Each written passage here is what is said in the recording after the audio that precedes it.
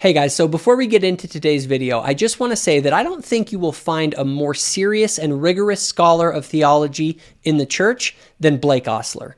What Joseph Smith is teaching, as I take it, is what Jesus was teaching in John 14 through 17, this kind of mutual glorification. Blake is the author of the Exploring Mormon Thought book series and podcast with the same name, which you can find on Spotify or iTunes. Blake is fluent or semi-fluent in 9 languages, including Hebrew, Greek, Latin, and Egyptian. He will take any reader or listener on a serious, rational exploration of our theology and doctrine. So be sure to check out his book series, Exploring Mormon Thought, and or subscribe to his podcast under the same name.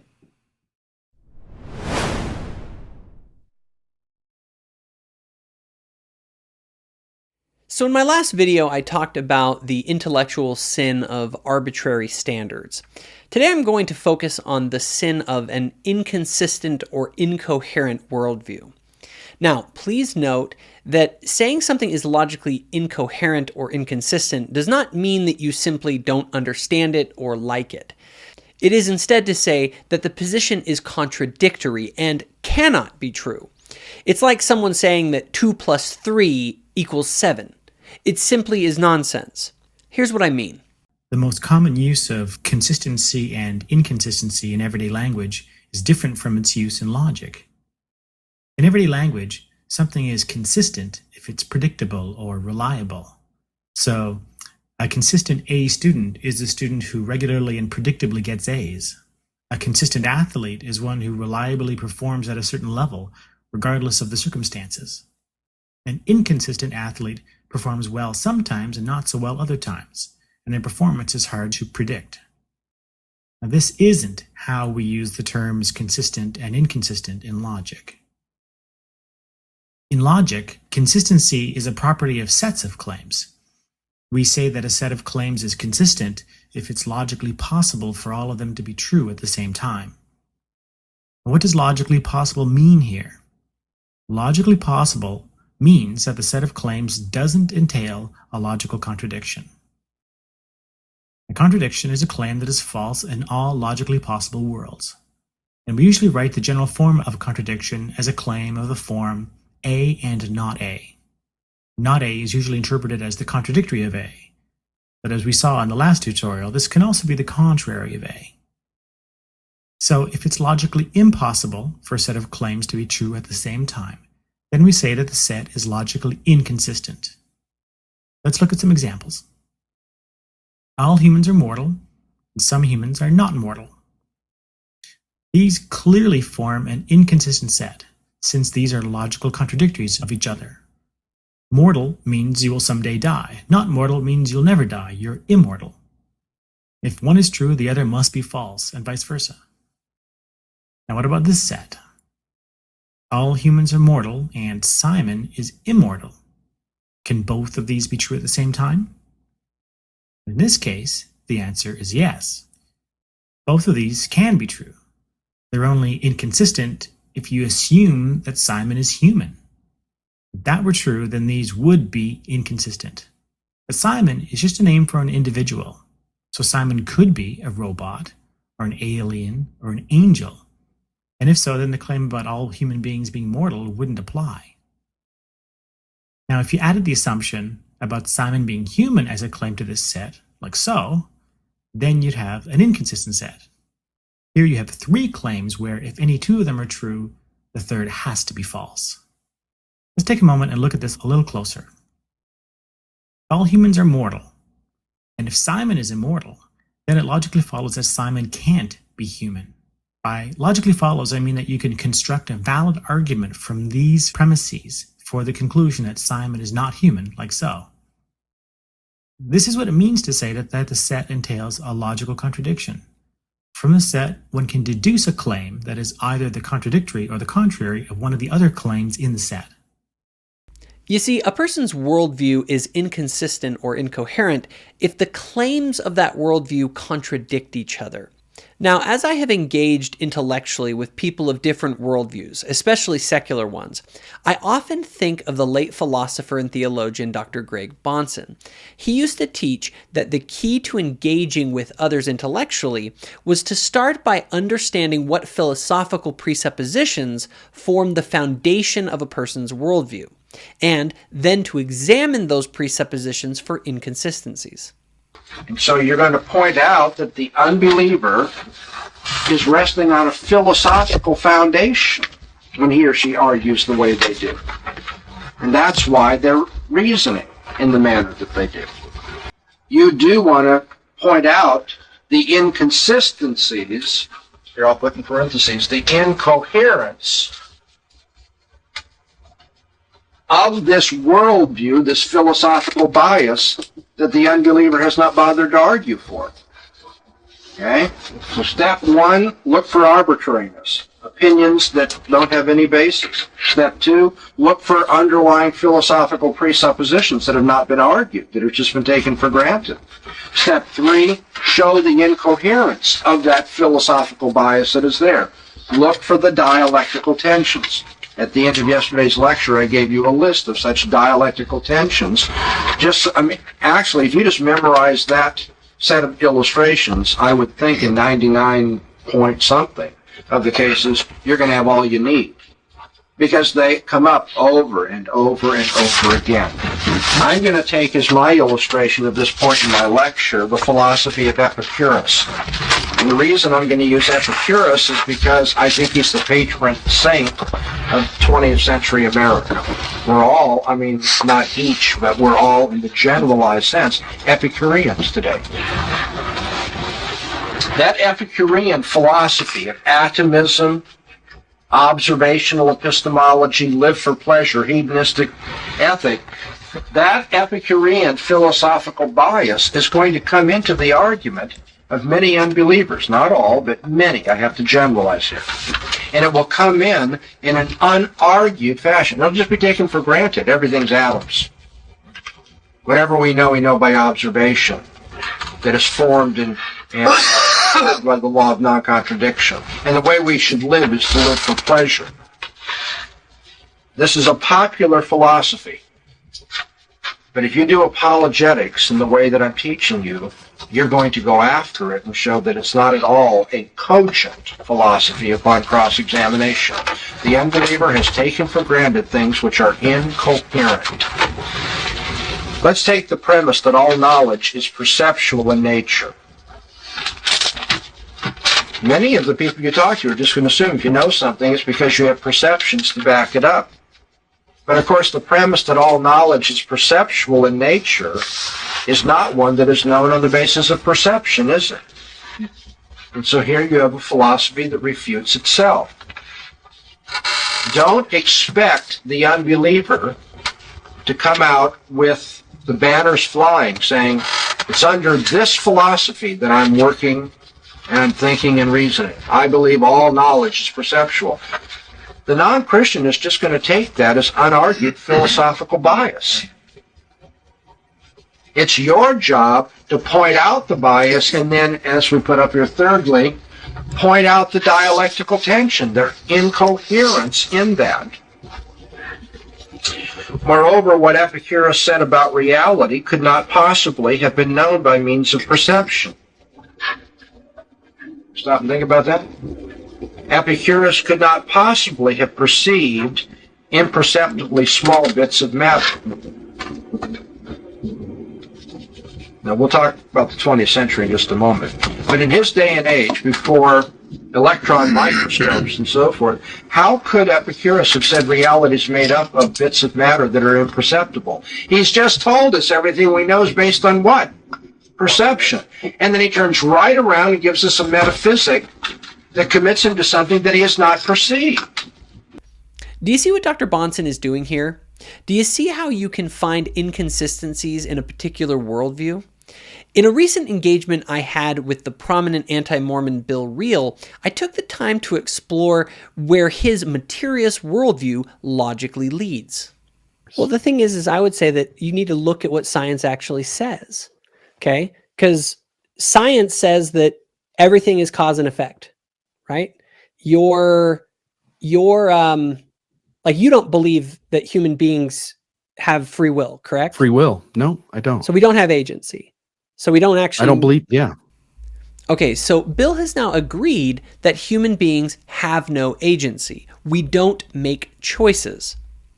So I'm going to show how that creates an inconsistency for him if he also wants to claim that people, like church leaders, are somehow morally responsible for what they do.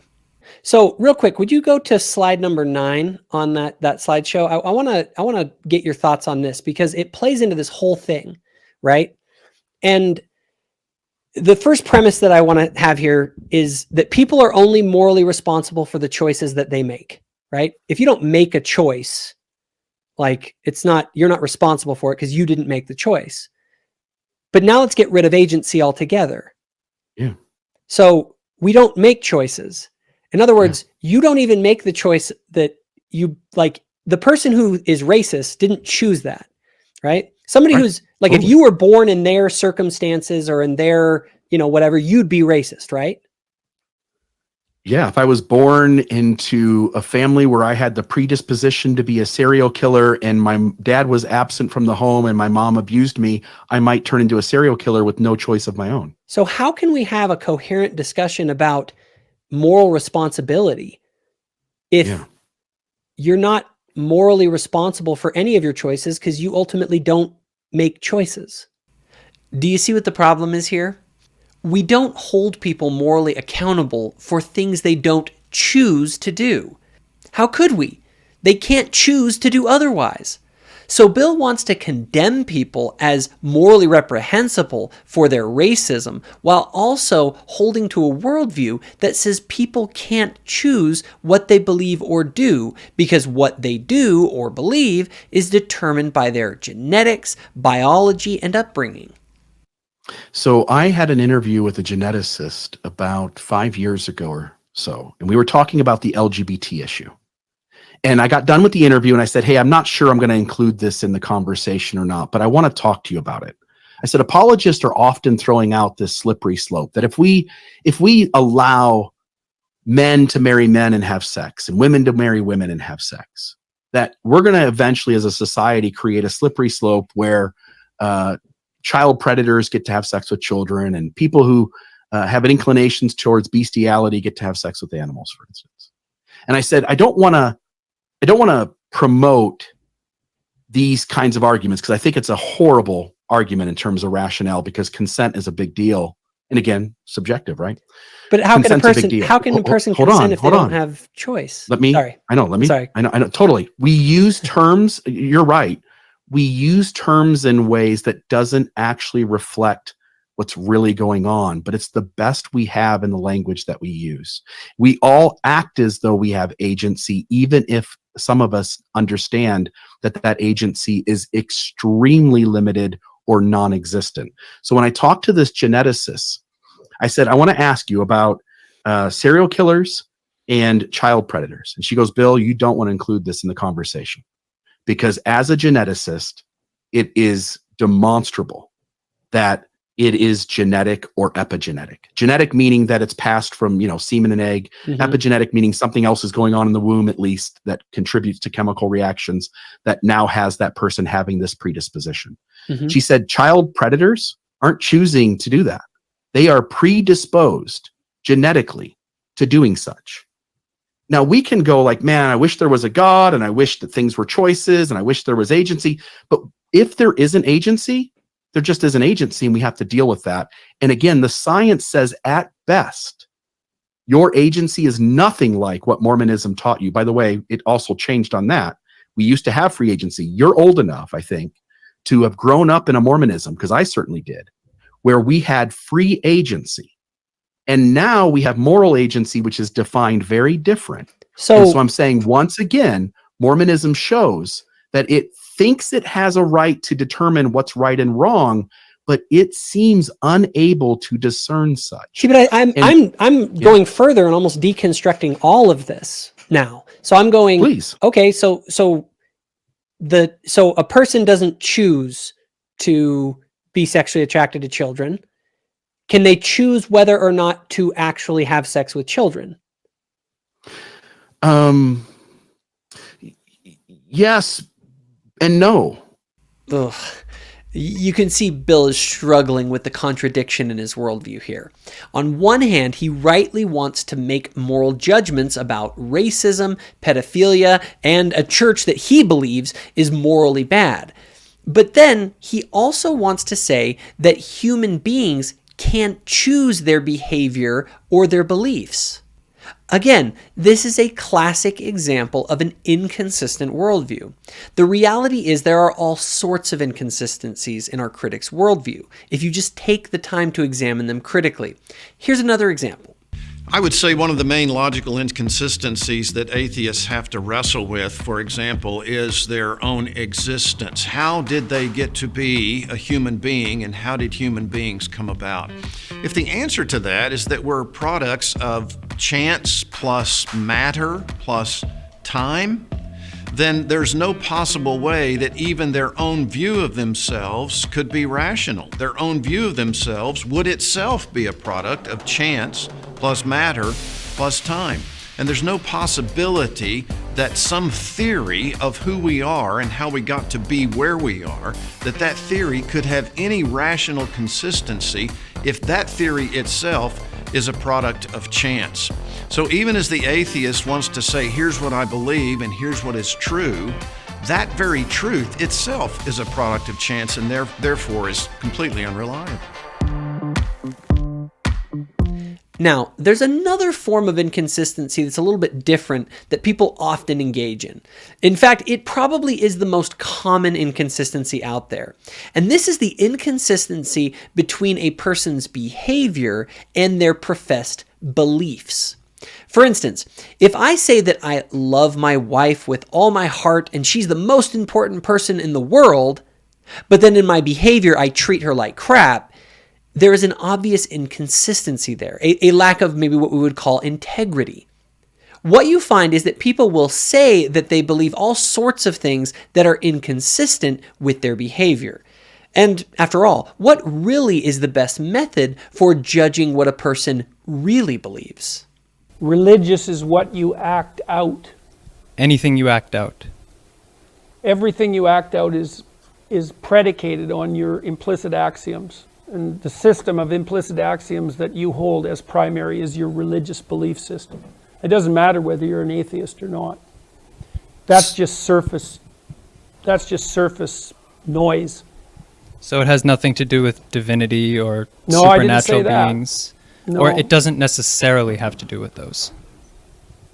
No, it probably necessarily has to do with it too, but it doesn't necessarily have anything to do with your voluntarily articulated statements about whether or not you believe in something like a transcendent deity.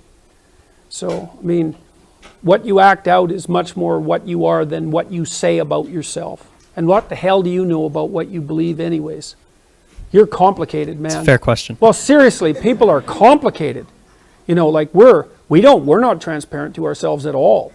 That's why we have to go to university and study psychology. It's like, you know, we're not exactly black boxes, but we are the most complicated things there are, right? And we can't even program our VCR clocks. So it's like, how the hell can we propose to understand ourselves? And, you know, I'm existentially oriented, which is to say that I think that what you hold to be true is best determined as a consequence of an analysis of your actions rather than as a consequence of an analysis of what you purport to believe.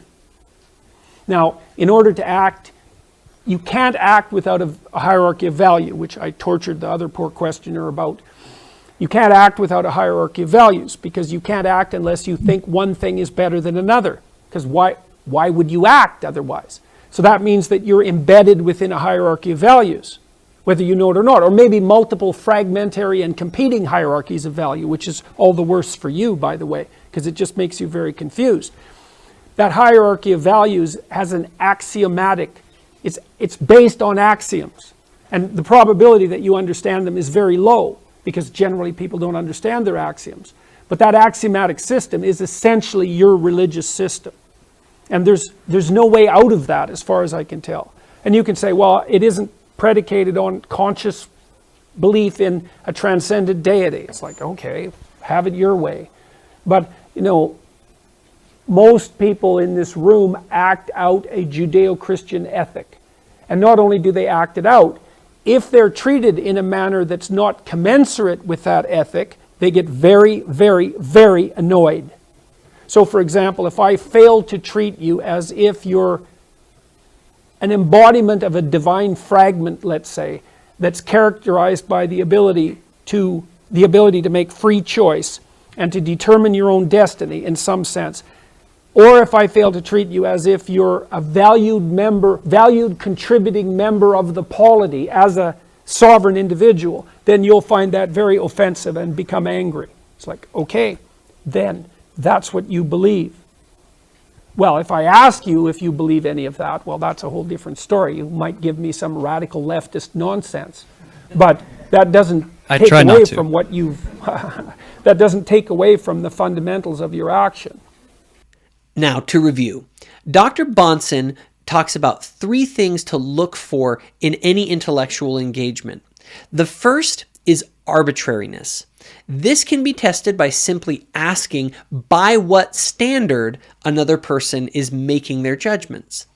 And if their standard is arbitrary, it's meaningless. Second, he encourages us to look for the presuppositions people bring to the table. Every worldview has certain assumptions. And that is what brings us to our third and final thing he encourages us to do. And that is to look for inconsistencies in a person's worldview and its corresponding presuppositions. Now, I personally have used this methodology, and it's been a game changer. What I have found as I've engaged with others is that while my worldview has its challenges, at least it's relatively consistent. The reality is that without logical consistency, a worldview cannot be true. I often say that the miraculous may be hard to believe, but a logically contradictory worldview makes no sense at all. It's disqualified from the start. It's like saying 2 + 2 = 6. It's a broken worldview by the very laws of logic itself. Now, it should be realized that this sort of critical, logical analysis of another person's worldview can be incredibly powerful in ripping apart people's bad ideas and arguments. Asking people how they resolve obvious contradictions in their views can really tie them into knots, and usually they get quite annoyed by this. So that is why in matters of private ministry, logically tearing up another person's worldview usually does more harm than good and therefore should be avoided. But on the other hand, in public advocacy or in public debate where there is an audience watching, a calm, civil, and unrelenting deconstruction of a person's misguided worldview using strategic questioning may be exactly what is needed to help us to build the kingdom. Christ wanted us to be wise as serpents, but harmless as doves. I really think that believers play too much defense. We spend so much time defending our beliefs that we never take a critical lens to the alternative worldviews on offer. Yes, the believing worldview has its challenges, but the more I look, the more I realize that we stand head and shoulders above others, not only in terms of having a meaningful and beautiful vision of our lives and this universe, but one that is intellectually rigorous and consistent in a world filled with arbitrary and inconsistent falsehoods. But what do you think? Let me know in the comments. So do you enjoy the content here on Thoughtful Faith? If so, be sure to hit the notification bell. This ensures that our new videos show up on your feed. Also, be sure to check out our Facebook group called Thoughtful Saints, where myself and others discuss the sorts of topics found on this channel. And lastly, if you think other people would benefit from this video, please be sure to share it.